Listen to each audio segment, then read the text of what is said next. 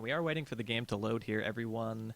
Oh, that's you who didn't load. I was going to say, somebody's got the Apple IIe here, but apparently it wasn't just you because the game hasn't yet started. So we're going to be having, once again, this is xGoSu going to be the Radiant side, taking on Complexity, who just bested Miles in a best of 3, 1-2. If you haven't checked out those VODs, they will be up in a couple of days. And once again, joining me is absolute legend Snoopy. I believe you were the drafter slash captain for the team, if I'm not mistaken. Yes, that's correct. Ah, yeah. So we're going to have some more Dota 2 action coming your way, guys, in just a minute. If the game doesn't load, then we're probably going to have to remake, but I think that we will get everyone in here. Have another person loaded in. And also, are you guys playing any tournaments that you want to plug? If anybody wants to watch you guys, anything big of note coming up? I think we're playing in quite a bit of tournaments. Like we were in the Dota2 League, Prodota2 League, where that's for the Asia That's what this region is, too. at the moment. Yeah. This is the American region. So there's only 2 spots, I believe, for this one. I don't know why they did it like with 2 spots for America, then 3 spots for Euro and Asia. Yeah, that's a little bit strange. Yeah, I found it a bit like quite unfair. Would have been nice if they had like a 12-team bracket or something. Like, you know, top 2, top 1 gets the bye or whatever. You know, something like that. Definitely. So I wanted to ask your opinion on this because I know you think a lot into drafting and you watch a lot of competitive games. What is your opinion on people banning Lycan out right now? Do you really still think that he's a viable first ban, or do you think that some people just kind of take him out because they don't want to think about it too much and they figure, well, he can be a threat, so we're just going to remove him? I honestly don't feel like he's worth it anymore. I think that there's heroes that are much more powerful, much more quickly, that you can take out of the pool, and a lot of them are perfect examples right here. I mean, Furion, Brewmaster, and Boker, all heroes that I would personally classify as more dangerous than a Lycan, at least in the early part. Lycan's more like a 50-50 chance now. Same with Syllabear. He's a 50-50 as well. Like, some teams are really comfortable with him and know how to use it, where other teams, like, they just try to make the best of the situation, you know? Like, Right. they don't know how to abuse the fact, like last game, like, he went book free thinking that he can solo push. Like, he definitely could have solo pushed against that lineup. I don't know why he didn't. When he even got book 2, for example, you know? They didn't have a stun. They only had the ES stun. And that's kind of hard to lock down with just the one hero. Everything else was a slow. Unless the bear gets lucky, you know? And that takes 4 heroes to kill a pushing Lycan.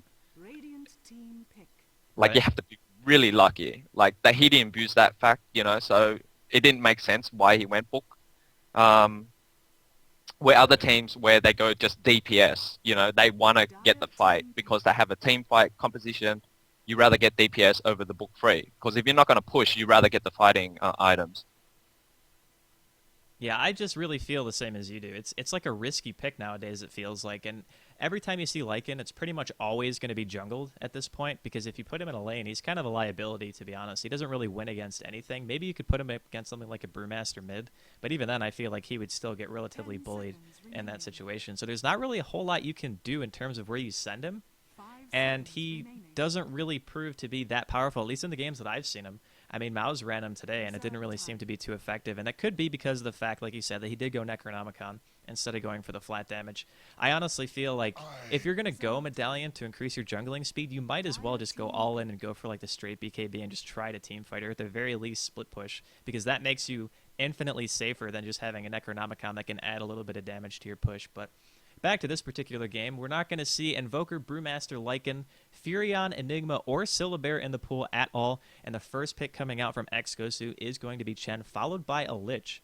And that's another hero that kind of went MIA for a while, and now teams are kind of favoring him again because of the type of passive playstyle that I think Complexity has been doing more and more of lately. They like to base themselves around the mid to late game, where they can use their coordination and great teamfight execution to kind of get themselves into a solid position. But what are your thoughts on Lich, too? I mean, I don't know if you guys play him that often, but we don't really see him too much anymore. I don't think he's good against Chen, just like, at all, to be honest. Because the thing is, once they get Mech Pipe up, like, he doesn't have anything besides the ulti. So if you can negate it with just a mech and a heal from Chen, like, the team fight damage is basically negated. and they can push against Lich as well. Like, it depends what they do. Even if they try lane against it, it's so hard to hold it against like 1-2 creeps.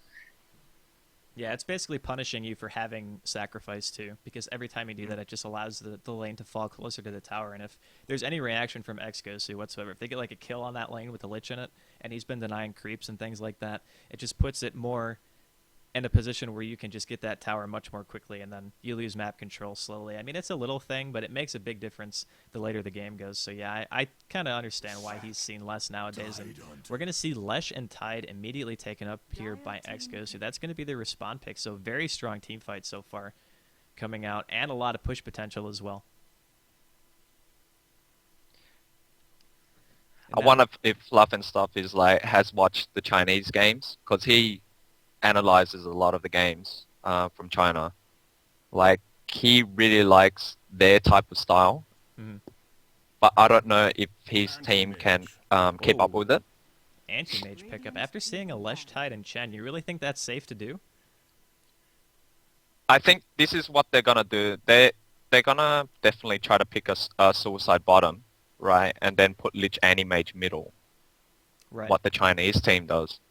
And then what they do is they put someone up top that's going to be really strong to hold up against the push. Like, China teams like pick all these spammers, and they're lane control heroes like Pugner, Windrunner. You know, they don't care about what composition you have. They just want that kind of burst damage type of lineup, and then they run one carry. In most cases, like DK prefer Dragon Knight and Anti-Mage, but in most cases now, like, teams are banning Anti-Mage against them, so they're changing to Dragon Knight. Yeah, I think Dragon Knight's a much safer pick, honestly, in situations like this. But I could be mistaken. I mean, we're going to see Vengeful and AA picked up here by both teams, but what I meant by that is simply the synergy between Lich and DK in itself is very, very powerful. He has a pretty good nuke. It's 300 damage at max rank. He has the longest duration single target stun of the game, I believe, for a basic skill. And he just gets really tanky. His level 16 is crazy good. You can just kite people with your ultimate for days. And it looks like xGoSu's going all in aggression, man. They want to exploit the fact that complexity does pick up an anti-mage, but if that's a tiny mid, he's going to be having a bit of a hard time if they're going to be running a tri-lane too. He's likely going to be going up against that Lich AM lane, like you said so far. I'll see how it pans out. Like, I definitely wouldn't want to tri-lane. Like, if they get caught off with the tri-lane versus tri-lane, like down bottom especially, it's going to be really rough on them. But if they tri-lane top, it's a lot safer there, even with the Chen there, depending how they lane it as well. Like, they might suicide the Lich just to get the level 6, and then they might pick up like another hero that's going to be a lot stronger for top and put the AA mid for the level 6. So when they push, like, the team composition that the Radiant has, they want to push as 4 and 5, you know, with the Chen or whatever. Right. We'll see how it pans out. Oh, they picked up Queen and Pain, so that could be their long laner too, if they wanted to go that route.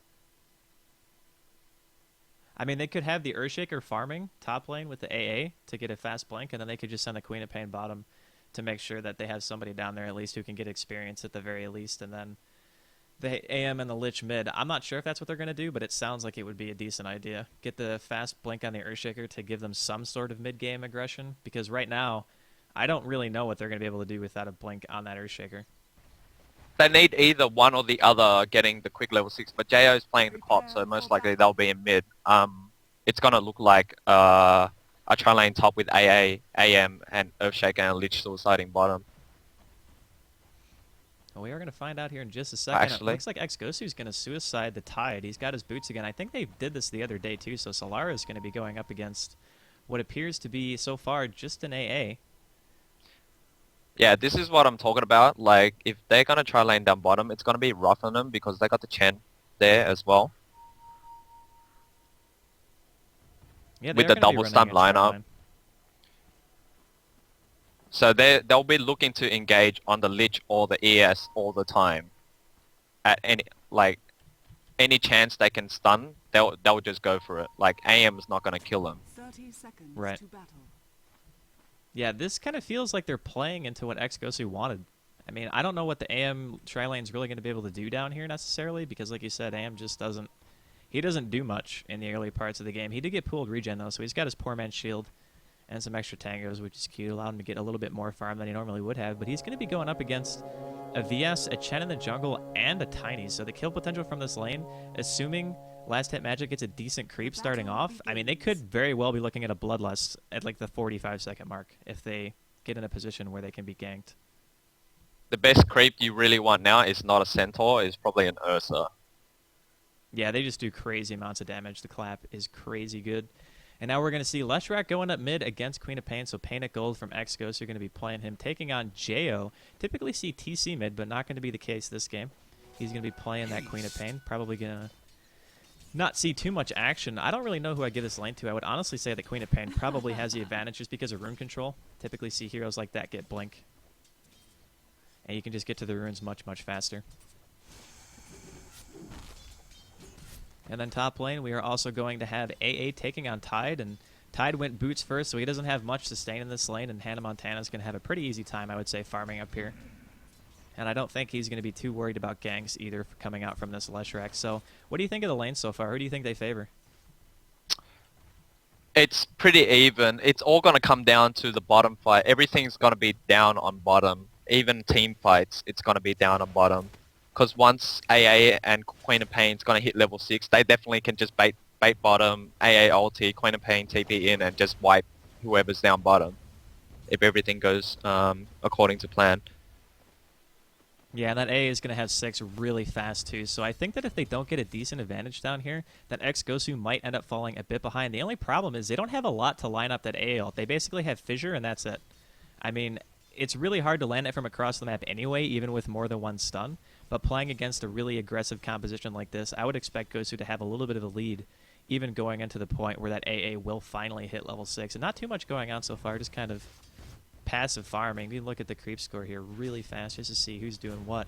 And 2-1 right now for Leshrac versus the 8-2 of Jo. So Jo is doing great in this middle lane. He's controlling it well too. He's got it on his side of the river, which makes it that much harder for Leshrac, being played by Pain of Gold, to do any last hitting here. We can see more aggressive play, getting that level 2 Shadow Strike.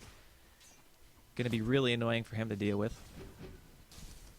And no one else really has any semblance of farm at this point. I mean, even Korok, he's sitting at 0-0, so he hasn't even gotten a single last hit yet. And that was the first one of the game for him, so we were there to see it. Illusion. I think we're just going to be seeing more of the same so far. Not really too much going on. Some more stuns going off. Leshrac wanting to get his CS up as much as he can, given the situation. But the rune control, like I said, going to be going in favor of Queen of Pain by a long shot. And there's not really anything that he can do about it. Like, short of just pre-runing. I mean, what can you really do in this situation if you're Leshrac? You probably can bottle crow or just spam out, like, time it. When it's like when the creep comes out to the lane at 3:45, he can just spam the lane, knowing that the Queen of Pain went Shadow Strike. So he could definitely spam the lane a lot quicker, and then just straight away go to the rune at 350, 352 or something, and just take a 50-50 chance, and not lose out on EXP during that time as well. Yeah, it looks like that's what he was kind of going for there. Tried to push up the lane a little bit. Not quite in time, and Jo's going to come back in, throw off another Shadow Strike. And level 2 Shadow Strike is scary, man. It does a lot of damage. One of the highest single target spells in the game in terms of damage. Not counting ultimates, of course. So yeah, he's going to go ahead and use his health potion here. Already has his bottle, but Leshrac has his too. So in terms of CS, I wonder where they're at right now. So yeah, it's going to be 11-2 for Leshrac and 18-3 for Queen of Pain, being played by Jo once again. So he is doing quite well for himself. And not really anything's happened so far. It's only 4 minutes in. Korok standing over here now trying to get any last hit that he can. And this tri-lane bottom is proving to be a bit more effective than I think either of us thought it would be. I mean, they're thwarting his farm pretty well. He doesn't really have anything so far. He's level 3. And he's got 600 gold, and it's going to be looking if he's going to get any items soon. He's going to have to make it happen. We're going to see some engagement onto Queen of Pain here. The net goes off. Another Shadow Strike going to be return fire there onto the Chen. There's the Hastener picked up by Jo. He might be looking for a kill here. Last Night Magic's in trouble. There is no net on that creep for 10 seconds, but Mikey immediately turns around to relieve him, making sure that he's not going to go down to that hasted Queen of Pain. So really nice reaction, ensuring that his teammate doesn't die. But every single time something like that happens, they're committing people to getting runes. That just means that TC is able to just free farm this lane bottom as Anti-Mage.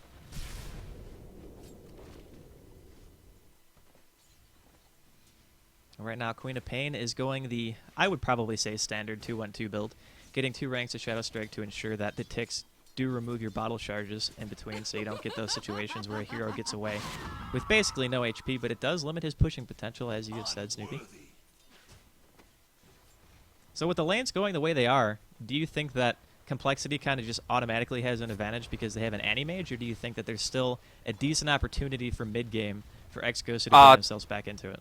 They definitely have the early mid-game. Like from 10 to 30 minutes, that's where they want to make their move.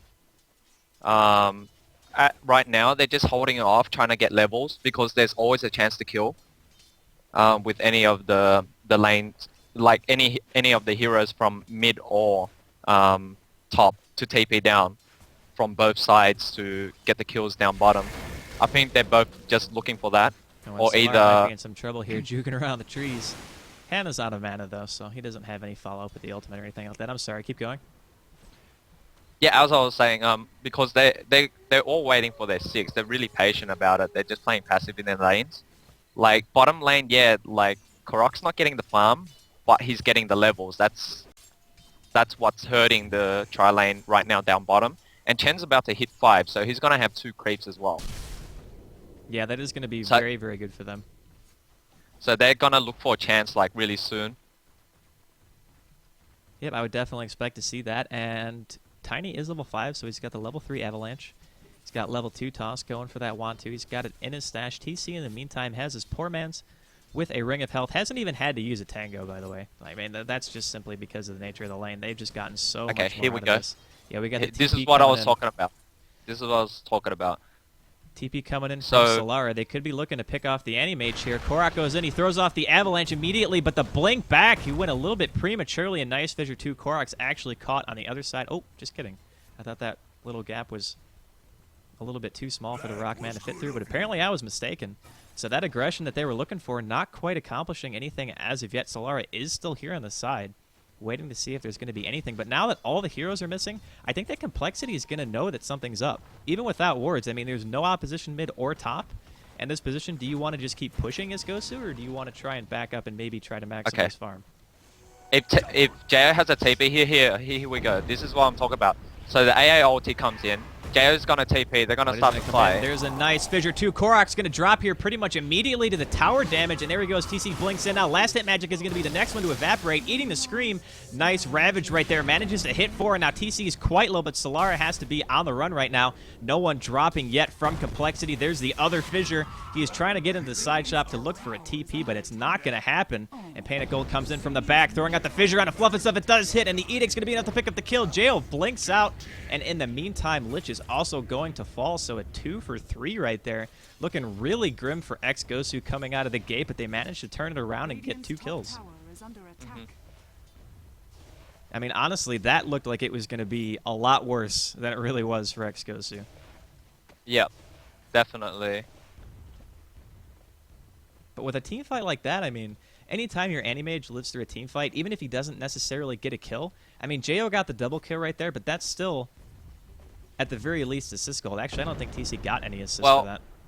See, if they knew what I knew what was going to happen down bottom, they could have just smoked the 2 important heroes. The 2 level 6 heroes that were mid and top that was going to do the most damage. Go from behind with the Chen. Right. While the VS and Tiny can go from the front, because you're going to catch the back line. You know, you're going to catch the ES, you're going to catch the Lich. AM can't kill anyone. And then if you're lucky, you might catch the Queen of Pain as well. They do have the stun lineup, so if they coordinated that well, they would have got the tower, they would have wiped whoever, and AM might have lived. You know? Something like that. But because they went from the front, that just made it easier for the AA to land the ulti and the Queen of Pain to just kind of dictate when he's going to TP in as well. Yeah, and coRock basically just straight up died there. He ate the ultimate, he was getting tower hit too, and because the Fissure actually cleared the creep wave and did damage to him, I mean, he didn't get to do anything. He just basically died. So I definitely agree with that completely. They just all kind of stood on top of each other. Let that long-distance AA ultimate from the top lane pretty much just clean them up. So really nice play coming out from Complexity. And now we're going to have 5 again from ex-GoSu. They want towers. They're just not okay. They're definitely gonna get this tower. So what's coL's game plan now is, so during the time they push S5, get the most EXP you can, get the most farm as you can, right? So you'll be up on EXP levels and farm, sort of like farm as well, but you want to defend the second tier towers because you have the EXP advantage and you should be ready for it as well. Yeah, they're definitely ahead at this point. Complexity about 2,000 experience ahead and 1,500 gold ahead. And now we're going to see coRock doing some tossing to destroy some creeps here. And this tower is going to go down too, so a 2 for nothing. But Complexity's coming in from the flank right here. Bluff and Stuff's going to throw out the stun. Only hits Mikey. This tower is still quite low. Solara's going in. He eats that cold feet. And there's a blink in from Jo. Immediately disintegrates last hit magic. And now that is a double kill. Leshrac is going to die too. And a couple auto attacks from TC is going to be all she wrote for that Vengeful Spirit. And now Tide is currently on the run. Nice Fissure, though, going to block coRock in place. And there's a Ravage from Solara, even though the Fissure was blocking pretty much everyone from Complexity anyway. Maybe just looking to make sure he got away. But another team fight that just did not go very favorably for ex-GoSu. I mean, they got the Lich, but they lost a lot for that. I mean, they did get the 2 towers at the very least. If they held that tower during that point. Oh, and Solara might be in trouble. He's going to dodge the A ultimate, though. Never mind. Go ahead, man. The Complexity would have been in a much better position if they just held that tower, because that's one target that they have to get down later on in the stage. You know, they can't go back up as 5 just for the tower at being at 200 HP or 300 HP. You know, it's gonna take too much time, and everyone else is gonna be a level 11 during that time. You wanna get these towers as quick as you can, in the least amount of time. You don't want to waste time versing an AM. Yeah, I mean, what do you think about the fact that now this AM basically has a lane to free farm? I mean, now they're going to push down the first tier tower 2 for mid. So ex-GoSu is just getting towers all over the place. The AA ultimate's going to come in, manages to clip 3. Another Fissure coming off from Fluff and Stuff. The stun from Leshrac, though, and the Edict plus the Chen creeps just completely annihilates him. And Panic Gold playing Leshrac is going to get that kill. So a tower and a kill for nothing. So when they defended that... Oh, sorry. Go ahead. I was going to say, when they defended that top-tier tower, even though it died, at least they got a handful of kills out of it. That time, they just lost a tower and a hero. So ex-GoSu definitely coming on top there. Like, they're relying on the second tier fights. They shouldn't really fight the first tier unless everyone's ready, because the other team will always be in position, you know, really quick. It like, look at them here, for example.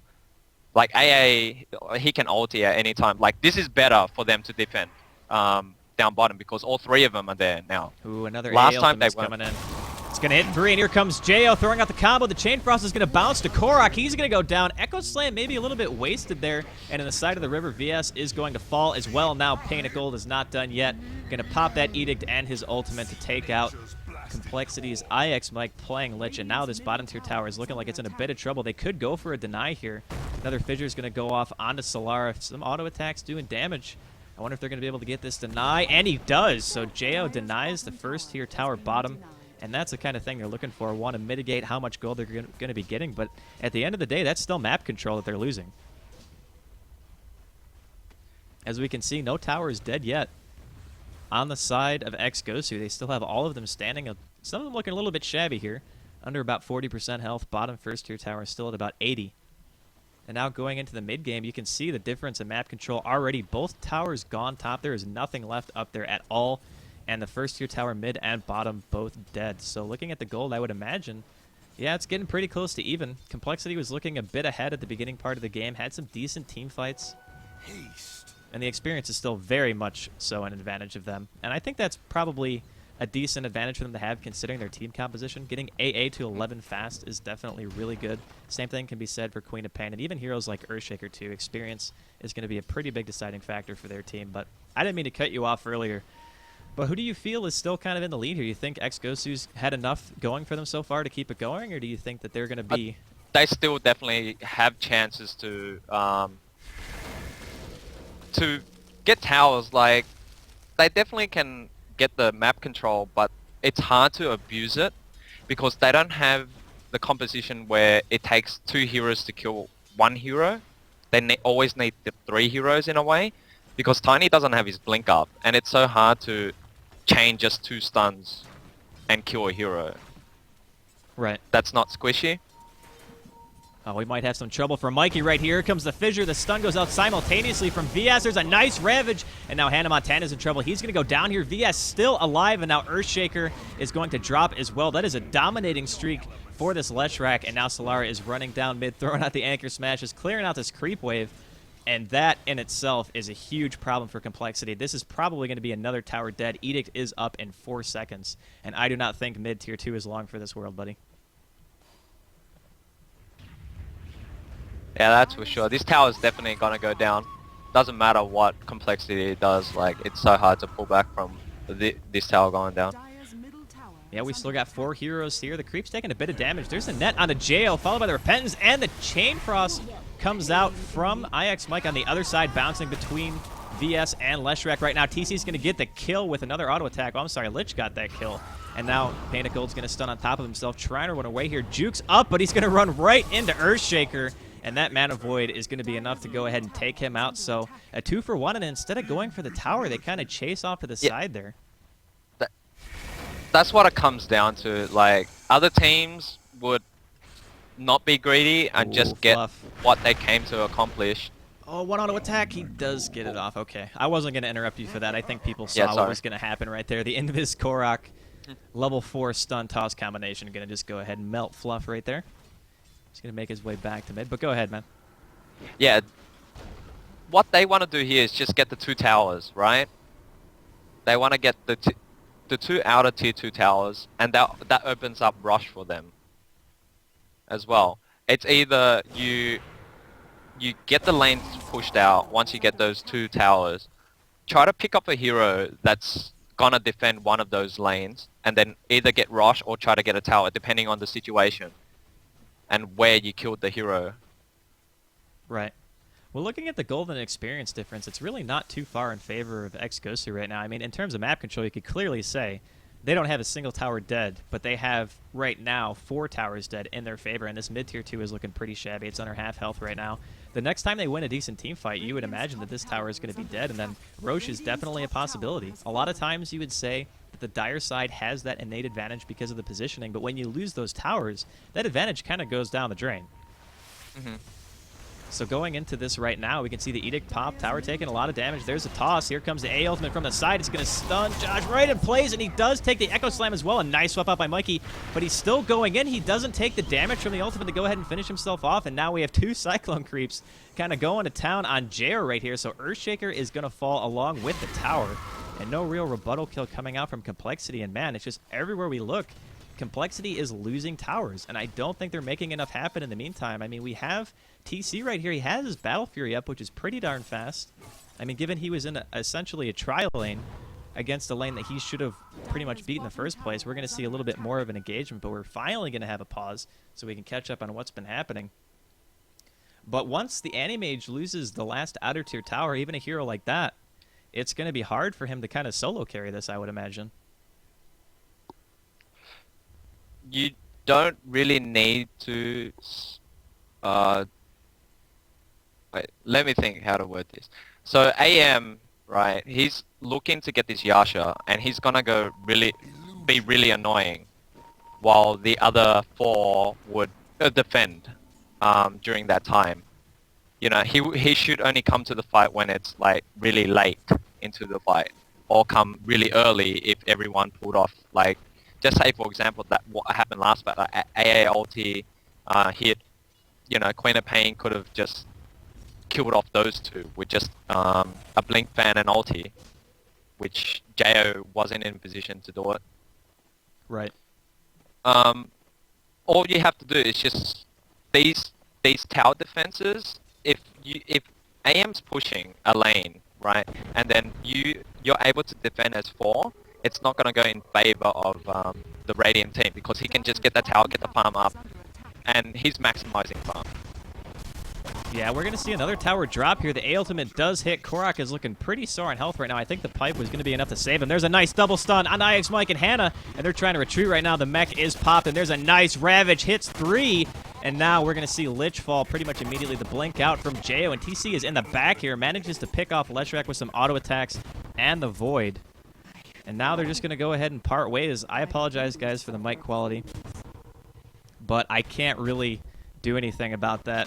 I can try to restart the Skype call. We're going to see a chase in the meantime onto Solara. koRock comes in with the Force Staff, misses his stun, and now Solara's looking like he's in a lot of trouble. There's the toss straight up to try to get TC off of Solara, but it's not going to be nearly enough. There's one more auto attack going to be enough to finish him, and now koRock is going to try to get a turnaround kill on TC. One more hit. There's the neck creep from the side. Last hit magic with the Pro Micro going to get his teammate the kill, and now Jo blinks away, and koRock is going to get sent back to base.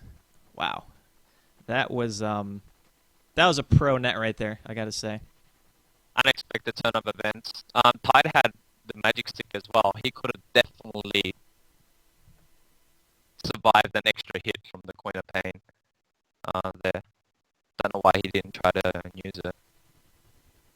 Well, not really sure. I mean, when you're in the heat of the moment, man, I'm sure you know sometimes you just make silly mistakes, but that team fight definitely not going in favor of Complexity as much as they would have liked. Losing TC there is a big deal, especially at this part in the game, because he did get his Battle Fury relatively early. All that time spent dead is just time he could be split pushing or getting himself more and more farm. We saw koRock try to get that kill on Hannah right there, but his Force Staff a little bit too short, didn't get him over the ledge. And I did restart my microphone, by the way, guys, so if it's still bad, I apologize if I'm low. I can't fix it until I restart my stream, and I'm obviously not going to pause. Don't want to disrupt the players too much. They're kind of doing their own thing right now, but I do want to thank you all for watching, as I'm sure Snoopy is a fan of being here as well, having all you guys watch this game between xGoSu and Complexity. It's been a good game so far, man. I'm glad you're here with me, Caston. No problem. So now we got all the towers dead, basically. xGoSu has gotten every tower now. From what do you do now if you're Complexity? Like, what is your game plan? These are two teams are going to be really patient here, right? So I don't know if they're going to see it the same way I do. Well, you want to push out both lanes relatively quick at the same pace because you got the tower advantage from tier 1, so you can push out those lanes. And then you might choose to smoke and then gank and get rushed, or you can choose to pick off and get a Rax, if possible. Okay, hold on one second. Let me try this mute thing really quick. I don't mean to cut you off, but people are saying that your mic is really bad. I'm going to go ahead and mute the stream for like 2 seconds, see if it fixes it. Hold on 1 second.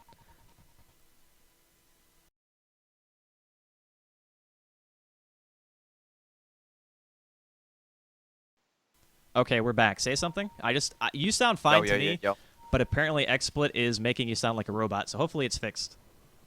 Okay, they smoke, so they're looking for a gank, but I think they're gonna do rush right here because koRock showed himself, right? And they found out where rush is. Oh, okay, never mind. Ooh, that A ult's gonna clip him. That's a bit unfortunate. Going in with the debuff, but they're gonna catch Lich here. IX Mike's in a bit of trouble. There's the vision from Howl, and the stun going up onto the high ground from Leshrac. That is gonna be a kill for him. And now, I mean, if they wanted to rush, they definitely could at this point. They're gonna go rush. They're definitely gonna go rush here. So they need to repeat the same thing. Do option 1 or option 2. Either get rush or pick him off and then get a rack, you know, something like that. Yeah, I think they're going to be looking to probably try to take a rack soon. koRock went for a Force Staff. He's got that point booster too, so he's going to be looking to make his Aghanim Scepter. We can see some... Uh-oh. This is going to look bad. Oh, here comes the A ultimate. The pipe was popped maybe a little bit prematurely. Only manages to hit the supports, though. It absorbs all the damage that are still standing there. Here comes Jo. The ultimate manages to clip one in the back. And now Last Time Magic's on the run. The Ravage actually splits and hits all 3. And right now, we see the ultimate coming out from Fluff and stuff. He's running back up the hill. 2 Cyclone Creeps is doing work all over the place. In the meantime, coRock picks up the kill on Queen of Pain on the side. Now, Last Hit Magic is still alive. He has no health. There's a Chain Frost bouncing between the Creep and Solara, doing quite a bit of damage. The mech is used at Last Hit Magic's finally going to go down to that last bounce of Chain Frost. And now IX Mike is stuck in the back of the pick and Magic the 6 anchor stun, smash Magic to 6 the stun. face. Oh my. And blink out from TC. So 3 kills right there. coRock managing to get his own kill. How did the Chen live that long, man? He had I like think the pipe was up. 5%, man. Pipe up was up, and then he used mech and heal later for himself.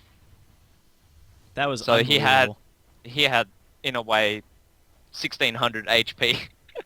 That was completely Even- ridiculous, and they spent a lot to try to kill him too. I mean, Queen of Pain ulted him, tried to get the kill. He ate the A ultimate, and it just took so much for them to take him out. Now Leshrak's going to have the Aegis after that team fight. He's got a 9-charge Bloodstone too after that whole engagement around Roche and 1700 gold. So I'm kind of feeling like this is ex-GoSu's game to lose at this point.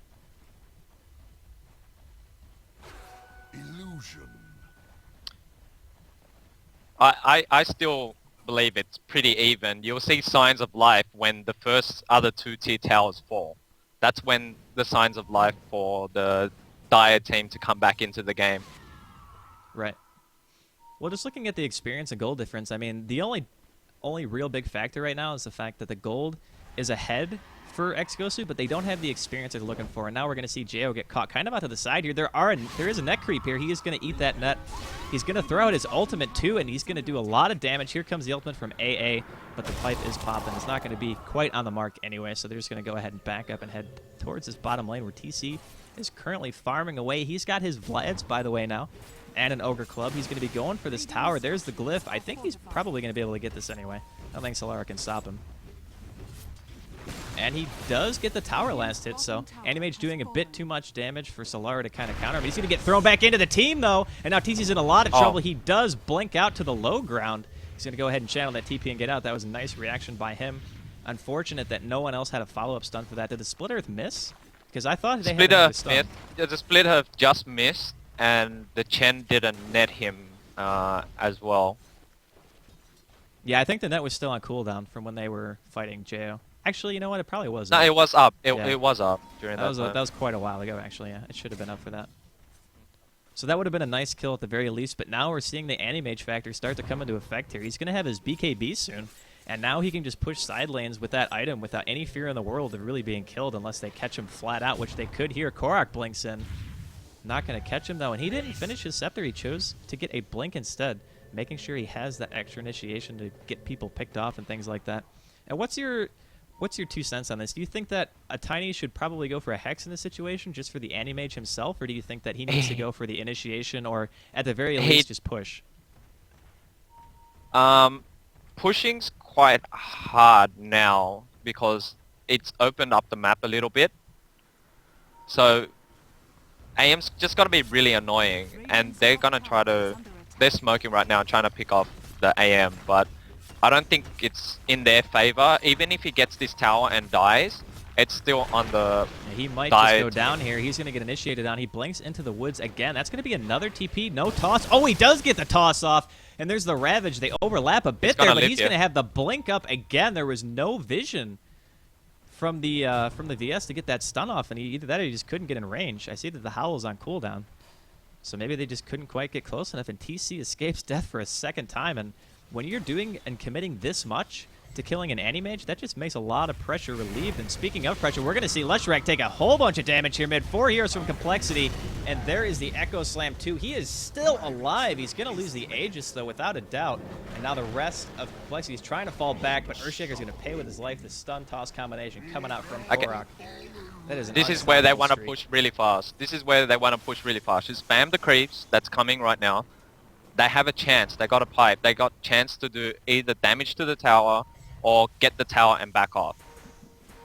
Yeah, I think that they're probably going to go for a tower here at the very least. A Ultimate's going to come in here, though, try to deter them just a little bit. The pipe popped a slight bit late, but it's going to stop the residual damage anyhow. And they do have a mech up. The Chen ult's on cooldown, though, so they need to be a little bit careful about how they go about this. And now Hannah is going to have to wait for that ultimate to come off cooldown. I want to say it's 45 seconds. Yeah, 45-second cooldown on A ultimate. The tornadoes are up, being quite annoying. They're spamming those waves down. There's the ultimate from Queen of Pain, taking less of magic down really low. The fissure to follow up, and the Chain Frost. He's going to get forced into his own team, and now Mikey's going to take that Chain Frost. BKB popped by TC, throwing out the auto attacks. Queen of Pain's going to pick up that kill, and now Solar is trying to get away as best he can, juking through the trees, but he is not getting out of here. No chance. And Jo is going to get that double kill. They might continue to chase here. Leshrac is still relatively close, but they do have a first-tier tower here. So that is one thing that's going to protect this Leshrac just a bit. And now TC is going to run right up this lane and get this tower for pretty much no charge. Just going to get it for free. And Leshrac gets stunned here. TC is playing very aggressively. Blink's going to throw out some more hits. But, man, that wasn't so good for xGoSu for sure. No. We can see blinks going on all over the place. Korok blinking away, and then TC blinking to take his neutrals. And I feel like Complexity is just getting their momentum back. They're getting to the point where AM is just too much to deal with. And this is the risky run when you let a team have an Anti-Mage. I mean, it's only 30 minutes in, so he's actually done a really good job of keeping his farm consistent. Just look at the CS here for a second. Yeah, he's got 213 CS, 2-1-9 at 29 minutes. That's pretty damn good. So his farm is doing very, very well this game. The way they laned it pretty much allowed for him to get to this point much more quickly than you would normally see. And now it seems like xGoSu is going to be hard-pressed to make any more pushing happen, like you said, man. It's too hard for them when the maps open up like this. It's really hard to coordinate the push on where you want to push.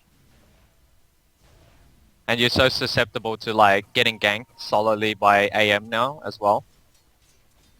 Yeah, I mean, he's going to get to that point soon. He's going to have his Manta next, where you're just going to get caught by him and you can't do anything and you're just going to die. I mean, if he goes something like a Basher after the Manta, he can solo pretty much anyone on xGoSu's team right now. Haven't gone over items too much this game, but while we have a little bit of a lull in action here, we can just go ahead and look at him. Queen of Pain's got that BKB with Aghanim Scepter, so he's going to be very, very potent in team fights. Not going to be worried about that Ravage at all. Can just go ahead and blink in, get himself into the fray. Solara had that pipe from earlier around the Roshan fight that we were talking about. Chen's got a mech of his own, and he is looking to make a Vlad's as well for those extra team auras. Not really anything on this VS. And TC playing aggressively here, by the way. Going to get caught out. Stun, not really too much follow-up, though. They do slow him, and he's going to go ahead and blink away. And TC also going to have his Manta relatively soon. Pain of Gold does have that Bloodstone with the Ogre Club. Almost his full BKB, still 9 charges in that Bloodstone, too, so that gives him a lot of regen. More sustain to kind of just stay all over the map and make sure that he can push out lanes. Tiny's got what... Yeah, he is going for the Scepter now, so he's got the Ogre Club and the Staff of Wizardry in the stash. He's actually very, very close. After this creep, he will have it. So now he's going to have Aghanims for the next team fight. We can see an A ultimate going off, too. Where is that going? Is it going bottom? It's going bottom. Yeah. It's gone bottom just to keep the lane push. Yeah, he's going to keep Solara from getting the lane too pushed up here, and he is going to be forced back. And looking at the warding, I mean, right now, the wards coming out from xGoSu are very aggressive. You can see the one by the Tier 2 tower that normally would be standing mid if it was still alive. And we have one at the ward spots. They still want to play aggressive, but like you said, it's just so hard. There's so much ground to cover getting to the enemy's base at this point, and with 2 Blink heroes that are very dangerous at this point, you put yourself in a very susceptible position getting over there. Like, that definitely can pick up a hero. I don't think picking off AM is a choice. Like, it's gonna come down to really good coordination for it. Like, they can swap Tiny Stun and then chain the rest of the other stuns to kill off AM. But yeah. I think going for the Queen of Pain is a lot easier than the AM, just because of the magic resistance. You think even with the BKB? Yeah, it's easy to kind of pick her off. Like, you can just swap her into a stun. You just need to coordinate it well. And once that stun's off, she's pretty much dead. Like, yeah, I guess even if she BKB, she doesn't have the health to fight anyway. She just have to retreat with it. Yeah. And that's still pretty much a win. So yeah, I can see that, definitely. But the longer the game goes, they don't have anything to deal with an AM super late. They just simply don't. I mean, the longer they sit back and don't try to pressure a lane or get some form of racks, I feel like they're just kind of letting themselves lose this war of attrition. I mean, unless the Leshrac gets like a Hex up really fast after he finishes his BKB, which he does have, by the way. It was just delivered on that courier. We could see AA being really ultimate with those, or really annoying with those ultimates, too. A little bit of dyslexia right there. But, yeah, I mean, this feels like a position that Complexity's totally comfortable in.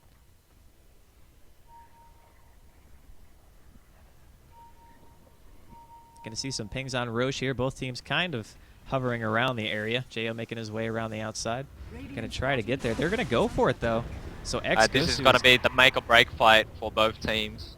Yeah, but TC is TPing back to the base. Okay, he's on his way right now, but he's not currently there. This thing's dropping really fast, man. They need to go, or they need to either retreat, one or the other. There's a nice Echo Slam coming in from Fluff. That's the engagement that they needed. The AA ultimate is going to follow that immediately, and right now Tide is already down. The Ravage is not doing nearly enough. 1 for 1. Earthshaker for a Tide, and now Mikey is quite low on health. He's going to get auto-attacked down by the Queen of Pain. And right now, in the meantime, we do have a chase going off on the side. TC is going to chase that Leshrac, who is currently chasing his teammate. And the Mana Void just completely obliterates Painted Gold. Just so much damage coming out once that mana is expended. And now Korok looks like he might be in trouble, too. I don't believe that TC spotted him. It is nighttime. He's going to be forced to run over to the side. But wow, that was definitely not a good thing. No one got Roche out of that. But Korok's going to go back in on an IX Mike. He's going to get the kill right there. So evening it out just a little bit.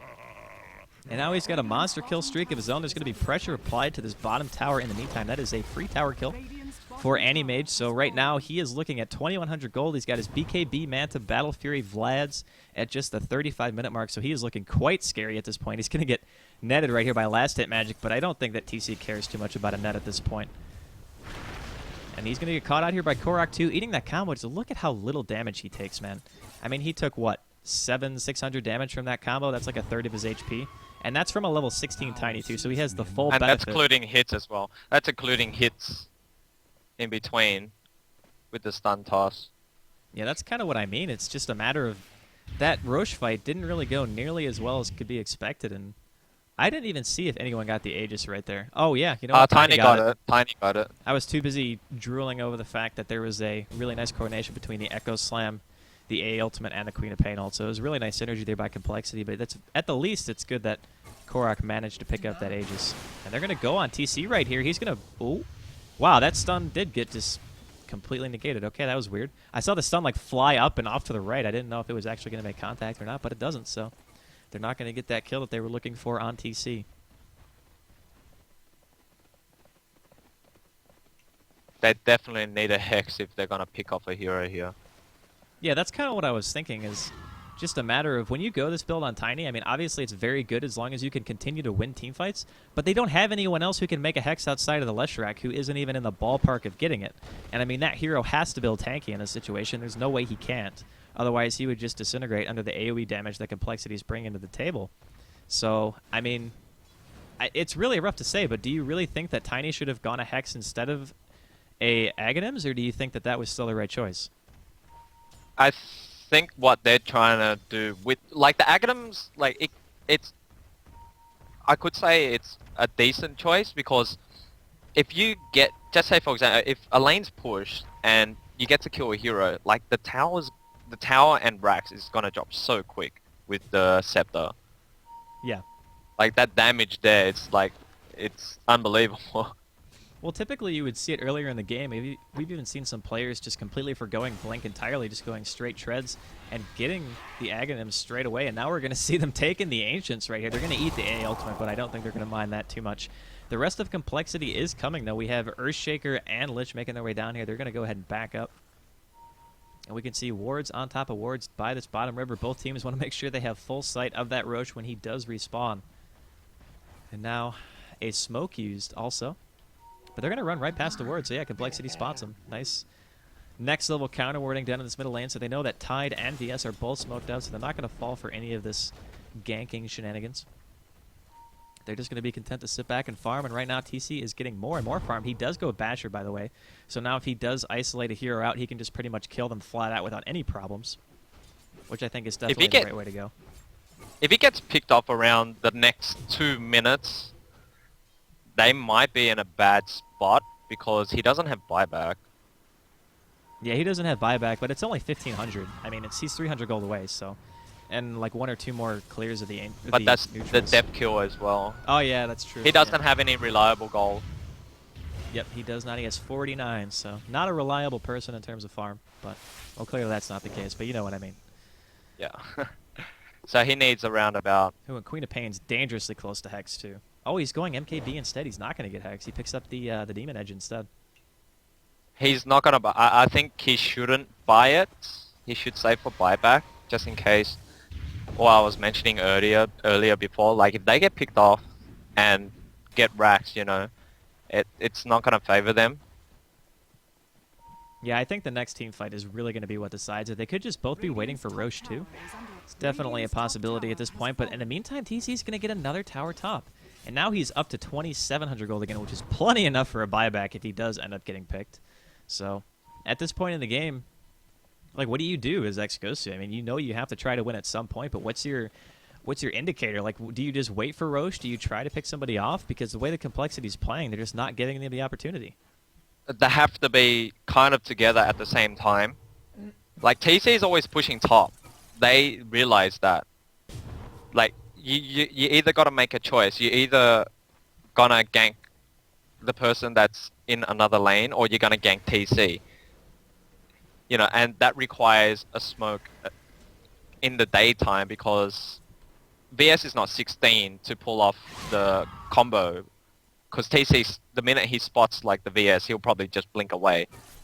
Like, even if you blink stun with a tiny, you're not really gonna kill him, because you need all the stuns coordinated in the world to bring out AM at this given time.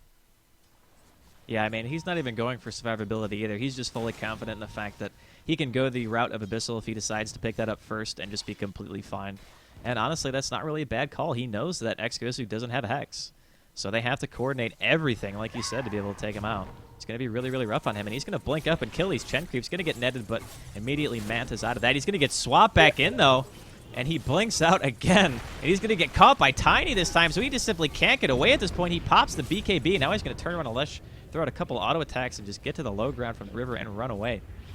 So that's what I'm talking about. Like, they pulled off 2 stuns there, but they needed the third one. Like, you have to coordinate that. So just imagine if that was on the Queen of Pain now, right? She would have died. There was no chance in hell she would have lived. Yeah, I mean, the time it took the Animage to get the BKB off, it definitely would have been a death. So I agree with that. So, but when you say that you have to go for the Queen of Pain too, it's like that just leaves the AM free to just rain hell upon your team too. So it's a really rough situation in any regard, but we're going to see some pressure being applied to this mid tower, and there's the Aghanim's Tiny coming into effect, just completely obliterating that tower. He's going to take some scream damage. There's the cold feet too. He does have that Aegis still. Chain Frost is going to go, maybe a little bit premature. It's going to bounce between the entirety though of xGoSu's team, and there's a nice Ravage coming off. Titan is going to pick up the kill with Earthshaker with that. Now TC's forced to back out, and Jo also defensively blinks out. Korok is back into the fight. He does get that mid-Rax, and the Craggy exterior stuns TC twice in a row, and that is a quad stun for Korok as Avalanche hits all 4. One more auto attack is going to pick off Jo. He immediately buys back, and now Korok was chasing a bit there, but now Solara is in a bit of trouble, getting bashed over and over again right in place, and that's going to be the death of him. Now the Queen of Pain ultimate from that bought back Jo. He comes back in. Korok's trying to get away, but it's not going to matter. Ends the godlike streak for another 660 gold. So TC not ending up falling there at all. Manages to get a couple of kills, but they do lose their mid-racks. I mean, that was craziness that just happened there. And TC, by the way, does go the route of Abyssal Blade. So now he's just going to look for somebody to just stun lock down and take them completely out of the fight, which he definitely can do. He hits for 300 damage right now, 377. That is absolutely insane. Invisibility. But you said it, man. I mean, they could still win a team fight. We just saw it right there. They managed to force everybody back who is the big threat, and they just allowed themselves to get those extra auto attacks with the Scepter Tiny onto the racks and take it out. And the Aegis was really what won in that fight, too. If Korok didn't have that, he would have been dead much sooner, and there just would not have been enough damage to take it out. Oh, wow, and TC apparently soloed VS in the meantime. I was not watching that. Yeah, Abyssal Blade on cooldown. Not really too much to be said there, other than that's what happens when you get caught by Fed Animage as a support. I mean, there's really not much he could have done, I'm sure. And now he's just going to go ahead and blink back and just run back to the base. He buys bots, by the way. Gonna sell his treads and just use the bots because he needs that extra inventory spot. Doesn't want to go ahead and pick up TPs at this point. Don't blame him too much. So do you think that trade was worth it? You think the Rax is going to be enough, or do you think they need another set before they feel safe? No, they definitely need to keep on winning a fight and getting the Rax. They need to get all 6 Raxes at this point. Well, Roche is going to be up soon, so if they're going to be looking to make a team fight happen, it needs to be soon. There's an Echo Slam, by the way. Mid just throws it out, gets caught by koRock. So Fluff is not going to be up, doesn't have buyback gold either. Even if he did, then there's a good chance that they still wouldn't have been able to defend due to the fact that he does not have that Echo Slam. That was a little bit strange. Maybe he just knew that there was no way he could get out, and by the time his Echo Slam is going to be up, that's when they're going to be pushing anyway. But the Roche has not spawned yet. It's going to be really soon. Saw some pings going for it. I think what koRock can do now is just get BKB. Like, his option right now, best option would probably be BKB. Yeah, he does have that Assault Cure, as here comes the ultimate in from AA, and TC blinks in, pops the BKB. Who's going to get the kill on Roche? Chain Frost goes way off to the side. Mikey with no health. Everyone's Who's going to get the Roche? Roshan is killed by the Dire, and it's picked up by Leshrac. There's the nice Ravage. Picks off 2. Animage goes down with Queen of Pain. Animage buys back, though. Right now, Hannah's in a bit of trouble, eating that Gush and stun from the low ground from Leshrac. He has no health. Is he really going to get out of here? No, he's not. There's the blink in toss and the tree smash to the skull to pick up the double kill for koRock, and that looks like it's going to be another set of racks for sure. But in the meantime, it looks like AM is going back in bottom. Picks off the Aegis on Leshrac. He does have the Abyssal Blade up. Is he going to go for this kill? He has Mana Void. Yeah, he does use the Abyssal. And the toss goes on the Illusion instead. He's going to have to be forced back. And now TC is running away here. He cannot fight this by himself. I think that he will eventually go down if he tries. And the rest of xGoSu is trying to cut him off. There's koRock. Nice defensive fissure, though. Earthshaker up in time. They should stop chasing. There's a chance to get a Rax right now. They should just concentrate on getting the Rax instead of just killing the hero, because they can just wait for whoever to blink in and fight. Hey, buys back, throws out the ultimate. There's the stun follow-up, and now Last Time Magic's in a lot of trouble. There's the Mana Void. Leshrac's going to be the first one to go down. koRock's just tunnel visioning the Rax. The Kofi goes off too. It's not going to... Oh, it will freeze him. He's just barely in range. And that means that koRock is going to go down here, which means he does not have buyback either. Now Solara is going to be the next one to go ahead and visit the graveyard. Sorry, buddy, but you are not getting away from a fed Animage and a blink Earthshaker. So that is a triple kill for that Animage. And in the meantime, we see the bot coming up top. TC is looking for a kill, or he might just be pushing in. No, he is going to go for the kill. There's the Manta, and Mikey just disintegrates under the damage. That is an ultra kill for TC, so holy crap. That was a huge turnaround. Even though they did end up losing that tower, the melee racks ended up with just below half health. But overall, great use of the Animage so far in this game by TC, man. He's just cleaning up all over the place. And he might actually get a set of racks here. Nobody's up. Except for Leshrac, he's the only one. He can't defend against he can't defend against a Sam. He can't fight him. He doesn't have a Ghost Scepter or anything like that. He's going to run in and try, but TC just doesn't care. He doesn't take any damage. He's going to pop the Manta. He's going to go in right here. There's the Abyssal Blade proc, and he's going to get sent home to base from Chen, but man, they just simply don't have an answer for TC without koRock, without the rest of the team there to help him. And now in the meantime, bottom's going to take some harassment too. And this tower is going to drop as well. Oh, nice stun on the TC. He's going to get out with basically no health whatsoever, about 300. Now Mikey's going to TP in as well, but that is a Rax down. So now Complexity has a lot of breathing room. They did lose mid a while ago, but now they've evened out the Rax odds, and with an AM on your team, who right now has 3,800 gold, I mean, he could just as easily sell that Vlad's and look for something like a Satanic if he wanted the extra survivability. Satanic doesn't stack with the well, does the Lifesteal proc stack or no? No. It's it overrides the Mana Break. Oh, okay. Okay, so he's going to stick with that instead. I thought that's that why you don't see it. I thought that you could Satanic and still get the bonus Lifesteal, but if it just overrides, then that's not worth it. Yeah, it overrides the Mana Break, so there's rather just get someone else to get the lads, and you can get like a heart or something. Yeah, probably going to be a heart then. He doesn't have buyback during this given time. Fight's about they're to start. They're going to catch TC out here. They do the stun combination. There's a splitter from Leshrac. He's taking a lot of damage, but there's the Scream in, and a nice Echo Slam between 3, so Mikey is going to fall there as well, and now the counter Ravage manages to hit a bunch as well. Fluff and Stuff is trying to get away from the side, but it's not going to matter. He's going to go down, so a 2 for 2, and the Chen and VS both die. and taking out Earthshaker and AA in the meantime. Now they're going to try to run back to base. Did somebody buy back there? I could have heard. I heard this. Sworn I heard the sound, but I guess not. That's a very even fight. And right now we're going to see people kind of part back here. And Leshrak's going to have his Hex soon, so that's going to be something that ex-GoSu definitely is going to be looking to make full advantage of against TC. What's going to be more important is this. This is going to be big because Queen of Pain and AM, they both have 5-second BKBs now, right? And then Tide has a refresher, so if they're patient on the fights, like, to be honest, I think one or the other should just buy a Ghost Scepter regardless, right? And bait out the fight, bait out the fight from the AM going in. Like, Ghost Scepter, send him home or whatever, or stay in the fight, and then get both Ravage off when the 5-second BKB is down, and that would most likely be a team wipe, even if they can survive it. Right, and Tide's got a refresher now too, so in about a minute. Yeah, that's what I was talking about. Yeah, they're gonna have a double Tide ult, which is enormously tough to deal with. I mean, that's what, 5 seconds straight of your entire team being stun locked. So, depending on how Solara goes about getting this ultimate off, it could make or break the entire game basically. Let's see what TC does if he's gonna sell his BKB to get a fresh one, because he needs the 10-second now. He can't rely on the 5-second anymore. Right. I mean, it's definitely a possibility. He could do that, but do you think it's worth going for that instead of just getting the heart, letting someone else get Vlad's, or do you think the 5 seconds of Magic Immunity is better? 5 seconds of Magic Immunity is a lot better because Craggy also plays his part as well. Like, if you get stunned by the Craggy, you know, that's an extra 1 second you're not doing damage.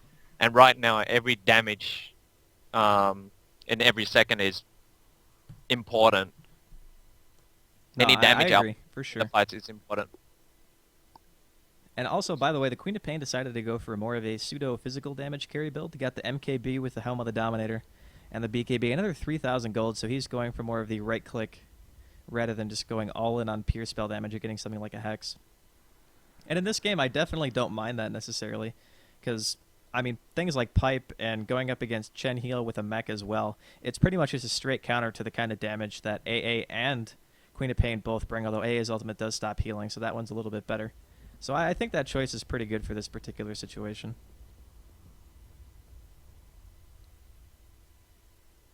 I think Shivers or AC would have been better, to be honest. Well, he could still get an AC. He's got 3k, so if he wants to, he can sell that TP and probably go for an AC afterwards. He could go the route of TC, though, if he gets farmed enough and just sell his other boots and buy bots straight out, and then still have 6,200 gold. Got some, and I believe some jokes going out. The Milk Venge has returned. The 0-11 Did Korok Venge. buy back? I don't think that he did. He bought back BOT. a while ago. He bought BOT and Crystallis. Yeah, so he's going to be looking to club things for a very large amount of damage now with that Crystallis up and his bots Bottom fight all over the freaking map. And we're going to see Solara get caught out here a little bit by Animage, but he's going to force staff away. Not going to be too much happening at that. Oh yeah, Fluff used his blink to get closer. That's why he didn't die there. It was on cooldown for like 2 or 3 more seconds. He just blinked in to get closer. Didn't get the blink distance to actually get the fissure off.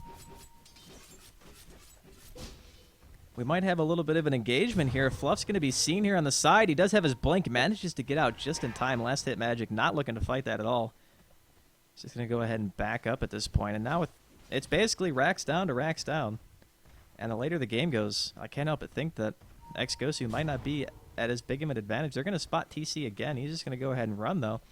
He's got 5,000 gold. I think he just picked something up on the chicken. Or what did he spend They're his money waiting on? for the next rush fight. Yeah, that's pretty much been all the fights this game for the most part. They just all been around Roche. Neither team really wants to give that up. Definitely understandable. Oh, this might be bad. TC's going to get caught out here. Here comes the ultimate from the back, but TC's going to drop before any help comes. He does have buyback money for sure, but he's not going to buy back right away. He's just going to go ahead and wait it out. Roshan has not respawned yet. As we can see, there is no giant winged cyclopean creature there yet. And right now, we're going to see ex-GoSu pushing up mid here. They might just be looking to backdoor bottom, though. They could very well just wait for Roshan. They can do it. They can do it with coRock just BKB and just hitting it.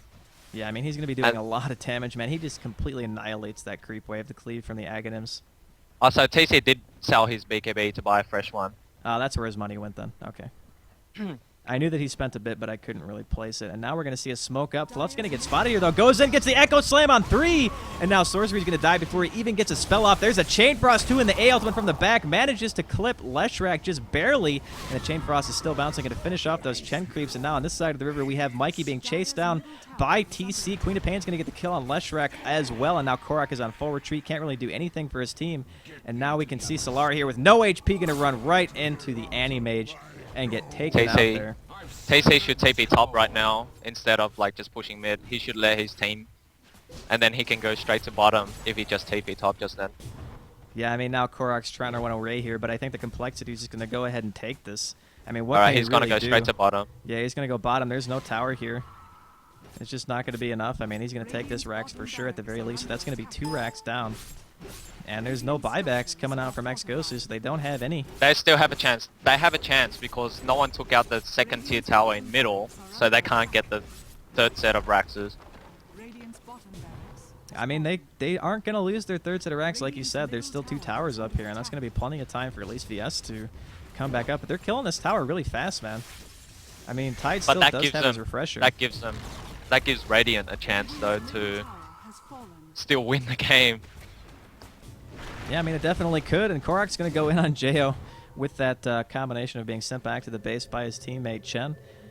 Kill score is only 31-9. I mean, that's really not that much considering it's been almost an hour-long game, and Roshan has still not quite respawned as of yet. Rosh is spawning in, I think, 20-30 seconds. So they're just going to wait around. By the way, for those of you guys in the chat, this is a best of 1, by the way. Whoever wins this takes it. It is a BO1. Uh-oh. Well, we're going to see an A ultimate on bottom. It was a bit premature, though. I don't think they're going to be able to catch him, but Fluff has the force and the blink. There's a fissure, and TC comes in from the back, throwing out the Abyssal Blade, and coRock's in a lot of trouble. The triple Craggy. It's done to everything, even the illusion. He pops the BK Beacon to turn this around. There's a Chain Frost going in the back, bouncing between the creeps and Solara, and that's going to be a dead TC. So there's some damage coming out from this Tiny. That's going to be Rush as well. And now coRock is beating on IX Mike here, running down, trying to get away, throws the Tide Hunter. Oh boy. TC died a lot faster there than I was expecting. Yeah. So they don't have buyback on AM for another 2 minutes. So they're going to get Rush cheese. They should definitely get someone to push out another lane. I can't believe that, man. They're just going to go for it. They're not even going to kill Roche. They're just going to go for the base. They smoked up. They ran right past. They don't know. I mean, they don't see coRock at least. I mean, they see the rest of them. We can see some pings going off, but I don't think that's a sentry. Never mind. Yeah, it's not a sentry. They're just going to go straight for the racks, man. Oh, never mind. They're going to catch Hannah, so AA's going to go down too. That's another one they're not going to have for this base defense, and now we're going to see the power of an Aghanim's Tiny with an AC and Crystallis going to town on a racks. Just look at that damage. A ultimate did buy back into the game. There's a nice Echo Slam. The counter Ravage comes out immediately, though. Now Fluff's in a lot of trouble. There's a scream coming out from Jo. Is going to finish off last hit magic, so Chen is down, but coRock does not care. Just hitting on that rack. Kill Jo. He's going to go back in, and now coRock is still getting chain frosted by that one Ursula was left there, and now he throws IX Mike onto his own teammate, picking up the kill on AA, and Jo has no health left, and there's the Tree Club. That is a triple kill, but Jo buys back. coRock looking to destroy some of the housing and Radiant's or Dire's base right now. Oh my goodness. And he's not going to get an MKB. He did not get an MKB, not even once. And coRock is going to TP out in the face of Jo. That is very disappointing. So TC's going to go to Rosh straight away. He definitely can do it by himself. He's just going to run there. I don't think they're going to stop it, so Rosh went into the other team's favor. Well, what do you think at this point? Do you think Rosh is worth a set of racks or no? Right now, Rosh was a lot more important than that set of racks, to be honest. Well, we're going to see how it goes here in the future. I mean, coRock didn't die there either. I mean, he got a ton of gold from that. I think he's going to buy his entire Daedalus right now. Look at the courier. Yeah, he does have it. And I believe he has money for buyback, too. He's got 3,300, but that's going to be an Aegis TC. It's going to be really tough for them to deal with. And he's got 6,000 gold saved up too, so I think that's 3 lives. But he's going to get hexed in the middle here. He might get completely caught out, and a wasted Aegis gets tossed up, and he BKBs a wasted. He gets hit anyway and loses the Aegis. There's the A ultimate going to manage to clip too, but now TC needs to blink out of here. So there goes the Aegis advantage. So Roche really not going to do too much at all. I don't know if they saw what happened there, but the AM BKB. So what coL can do, he can just run into the top and just get the tower and erect. Just dive for it and try to get the rest of the team. I don't think they saw it. They could have definitely abused it just then. They could have went straight up mid and like force fight with 4, and coL could have just went to the top racks. But well, it looks like he's going there now. He's waddling. It's too late now. Waddling over there. Ooh, with a DD. Might not be too late. He's got a DD here. He hits for 800, almost 900. He's got the Daedalus too. TC's out in the front again. Doesn't get hexed this time. There's a blink in from Jo. They throw the hex onto Josh. And now Jo's taking a lot of damage. He's going to die to the cleave. And that is a double godlike. Oh my god. He just one-shots everyone on complexity. Holy crap, man. Holy crap. What is this game?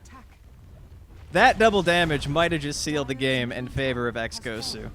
Oh, wow, nice swap, but he blinks out before any damage is done, so he's going to get himself out of there. There's a Ravage. TC is currently BKB, though, doesn't do anything. coRock's taking a lot of damage. There's a refresh on Slayer. Going to get the other Ravage off. The BKB wears off just in time, and now TC is going to go down 2. That's 3 down, but TC buys back into the game. This last tower defending the racks is going to go down. coRock botsed back into the enemy base, and this tower is not long for this world. They're just hitting the throne. They're just hitting the throne. What are they going to do? They don't have anything left. This is good game. The offensive GG comes out, the 4-man enchant totem, but it's not going to be enough to save the throne. So holy crap, man. That was one of the most insane games I think I've seen in a long time. Wow, that was incredible. Double damage Tiny with a Daedalus Assault Cuirass Ags just doing freaking work. That game was very good. I don't even know what to say. I mean, the double damage rune. What kind of luck do you need to have that happen? He one-shot the Lich. He turned around and just beat him with a tree. He almost one-shotted the Queen of Pain. He did a 2,200 crit on the Queen of Pain. Good God, man. That was an insanely epic game. So, I want to thank everybody for joining me. It looks like we got over 600 viewers, so thank you guys very much for joining us for this cast. This was xGoSu taking on Complexity. xGoSu going to go ahead and edge out the win. This was a best of 1, by the way, so that's going to be the only cast for this particular game on my stream today. I want to thank you guys, as well as thanking Absolute Legend Snoopy for being here, man. Really appreciate you casting with me. Always makes my experiences much better. And that's going to be it, man. You got any final thoughts for this game? Anything you didn't cover? Not really. Just both teams had their chances. They didn't just take advantage of it. That's pretty much what it came down to.